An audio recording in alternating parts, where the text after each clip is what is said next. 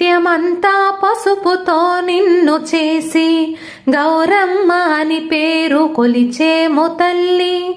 పుష్యమాసములోన సంక్రాంతి పర్వాన పడతులందరూ చేరి పసుపు గౌరిని చేసి, ముత్యమంతా పసుపుతో నిన్ను చేసి గౌరమ్మ అని పేరు కొలిచేమో తల్లి.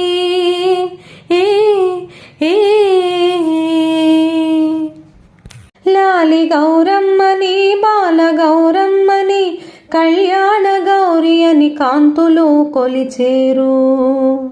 లాలి గౌరమ్మని బాల గౌరమ్మని కళ్యాణ గౌరి అని కాంతులు కొలిచేరు.